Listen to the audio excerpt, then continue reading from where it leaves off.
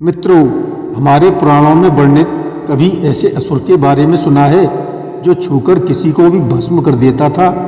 उसकी उंगलियों के स्पर्श से देवता तक भयभीत होते थे और जिसने स्वयं भगवान शिव को भी संकट में डाल दिया था। यह कहानी एक ऐसे राक्षस की है जिसने अपनी शक्ति के नशे में देवताओं को भी चुनौती दे दी थी, लेकिन अंत में उसका क्या हुआ और फिर उसका अंत कैसे हुआ, भगवान विष्णु ने किस रूप में आकर इस असुर के आतंक को मिटाया। तो चलते हैं इस पौराणिक कथा में, जहाँ छल, भक्ति और माया तीनों मिलकर रचते हैं इतिहास की सबसे चमत्कारिक कहानी। इस कथा को अंत तक जरूर सुने व सब्सक्राइब कमेंट करके बेल आइकन दबाना न भूलें और शेयर अवश्य करें। धन्यवाद। नमस्कार, मैं रणवीर सिंह लोटस एंटरटेनमेंट में आपका हार्दिक स्वागत करता हूँ। मित्रों, बहुत प्राचीन समय की बात है, जब पृथ्वी पर राक्षसों का प्रभाव बढ़ने लगा था। उस समय एक भयंकर राक्षस हुआ जिसका नाम भस्मासुर था। उसका नाम ही भय पैदा करने के लिए पर्याप्त था। वह बलवान था, बुद्धिमान था और साथ ही सबसे बड़ा अहंकारी था। एक दिन भस्मासुर ने विचार किया कि अगर मुझे कोई ऐसी शक्ति मिल जाए जिससे मैं किसी को भी एक स्पर्श से नष्ट कर दूं, तो मैं तीनों लोगों को अपने अधीन कर लूँगा। उसने तत्काल भगवान शिव की कठोर तपस्या शुरू कर दी। वर्षों तक उसने कुछ भी खाया पिया नहीं, केवल भगवान शिव का ही नाम जपता रहा। ओम नमः शिवाय, ओम नमः शिवाय। उसकी इस घनघोर तपस्या से पूरा ब्रह्मांड कांप उठा। सभी देवता चिंतित होने लगे, जिससे भगवान शंकर अत्यंत प्रसन्न हुए और एक दिन शिव प्रकट होकर भस्मासुर से बोले, मैं तेरी भक्ति से अत्यंत प्रसन्न हूँ, वरदान मांग। तब भस्मासुर ने हाथ जोड़कर कहा, प्रभु, मुझे ऐसा वर दीजिए कि मैं जिसके भी सिर पर हाथ रख दूं वह तुरंत भस्म हो जाए। भगवान शिव तो थे ही भोलेनाथ, उन्होंने तुरंत तथास्तु बोल दिया। बस यही वो पल था जिसने आगे चलकर ब्रह्मांड में भय और विनाश की लहर फैला दी। भस्मासुर की ऐसी शक्ति मिल गई थी जिससे वह अजय बन गया था। उसके भीतर का अहंकार अब नियंत्रण से बाहर था और अपने मद में उसने देवताओं पर आक्रमण कर दिया। इंद्र का सिंहासन भी डोलने लगा। तीनों लोकों में उसका भय फैल गया। वह अपने महल में गर्जना करता कि मैं ही अब इस सृष्टि का स्वामी हूँ, क्यों ना अब अपनी शक्ति को परख लिया जाए। और तभी उसके मन में एक भयानक विचार आया, अगर मैं इस शक्ति को भगवान शिव पर ही आजमा लूँ तो इस सृष्टि का सबसे बड़ा देवता भी मैं बन जाऊँगा। देवता यह सुनकर कांप उठे कि अब क्या होगा। तभी भस्मासुर ने अपना रथ कैलाश की तरफ दौड़ा दिया। उस समय शिवजी ध्यान मग्न बैठे थे। भस्मासुर ने उन्हें देखकर कहा, प्रभु, आपका आशीर्वाद चाहिए। शिव मुस्कुराए और बोले, वरदान तो तुम्हारे पास पहले से ही है, अब और क्या चाहिए। भस्मासुर बोला, बस एक छोटी सी बात है, मैं आपकी और आपके वरदान की परीक्षा लेना चाहता हूँ।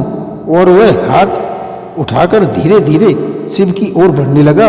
शिव तुरंत समझ गए कि यह असुर अब अहंकार में अंधा हो चुका है। वह उठकर तुरंत वहां से भागे और भस्मासुर उनके पीछे दौड़ने लगा। यह देखकर देवता भी भयभीत हो गए। स्वयं महादेव का पीछा एक असुर कर रहा था। कैलाश पर्वत से लेकर हिमालय की घाटियों तक भस्मासुर शिव के पीछे दौड़ता रहा। शिवजी ने कई बार रूप बदले, कई बार छिपे, परंतु वह असुर हर जगह पहुंच जाता। शिव ने भगवान विष्णु को और रुख किया। उन्होंने विष्णु से कहा, हे विष्णु, मुझे इस दुष्ट से बचाइए, यह असुर मुझे ही भस्म करना चाहता है। भगवान विष्णु मुस्कुराए और बोले, हे महादेव, किसी बात की चिंता न करें। यह कहकर उन्होंने अपनी माया का जाल फैलाया और कहा, अब यह असुर स्वयं अपने ही जाल में फंसेगा। भगवान विष्णु ने तुरंत मोहिनी का रूप धारण किया और चल दिए भस्मासुर की सबक सिखाने।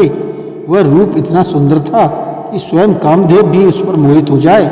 आकाश में इंद्रधनुष की आभा, चंद्रमा का सा मुख और सुरों सी मधुर हंसी। भस्मासुर ने पहली बार ऐसा रूप देखा था। मोहिनी ने मुस्कुराकर कहा, अरे वीर योद्धा, कौन हो तुम जो देवताओं को भी भयभीत कर रहे हो। भस्मासुर ने गर्व से कहा, मैं भस्मासुर हूँ, मैंने भगवान शिव से वरदान प्राप्त किया है। अब मैं इस सृष्टि का होने वाला अधिपति हूँ। मोहिनी ने आंखों में नजाकत भरकर कहा, वाह, इतना बलवान पुरुष मैंने आज तक नहीं देखा। मैं तुम जैसे पुरुष से ही विवाह करना चाहती हूँ, परंतु मेरी एक शर्त है। मैं तभी तुम्हारे साथ रहूंगी जब तुम मेरे नृत्य की नकल करके दिखाओगे।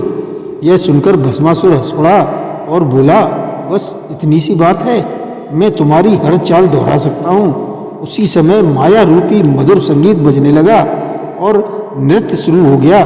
कभी वह दाएं मुड़ती तो कभी बाएं, कभी दोनों हाथ ऊपर उठाती तो कभी नीचे। भस्मासुर भी वैसा ही करने लगा। वह हर चाल दोहराता गया और मोहिनी उसकी ओर मुस्कुराती रही। धीरे धीरे मोहिनी ने अपने दोनों हाथ सिर पर रखे और मधुर आवाज में बोली, अब यह अंतिम मुद्रा है। अगर तुम मेरे योग्य हो तो इसे दोहरा कर दिखाओ। भस्मासुर ने बिना सोचे समझे ठीक वैसा ही किया। अपने हाथ तुरंत सिर पर रख लिए। भस्मासुर का हाथ जैसे ही सिर तक पहुंचा, तभी एक भीषण गर्जना हुई और चारों दिशाएं कांप उठी। आग की लपटें उठने लगी और वह राक्षस जो अभी तक अमर बनना चाहता था, क्षण भर में भस्म हो गया। सारी सृष्टि प्रकाशित हो उठी। देवताओं ने प्रसन्न होकर भगवान विष्णु की जय जयकार की। स्वयं महादेव प्रकट हुए और बोले, हे विष्णु, आपकी माया अनुपम है। आपने संसार को विनाश से बचाया है। मोहिनी रूप में विष्णु मुस्कुराए। यह माया तभी प्रभावी होती है जब अहंकार बढ़ता है। जिसे अपने बल पर गर्व होता है, उसे स्वयं उसके कर्म ही भस्म कर देते हैं। भस्मासुर का अंत किसी और ने नहीं किया, उसका अंत उसके अहंकार ने किया था।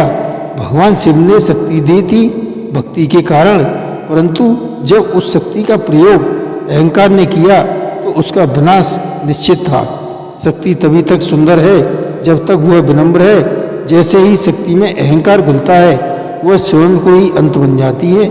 यह थी भस्मासुर के अंत की कथा, जिसने हमें सिखाया है कि भगवान सबकी सुनते हैं, परंतु जो शक्ति को अहंकार का साधन बना ले, वह अंत में स्वयं ही भस्म हो जाता है। हर हर महादेव।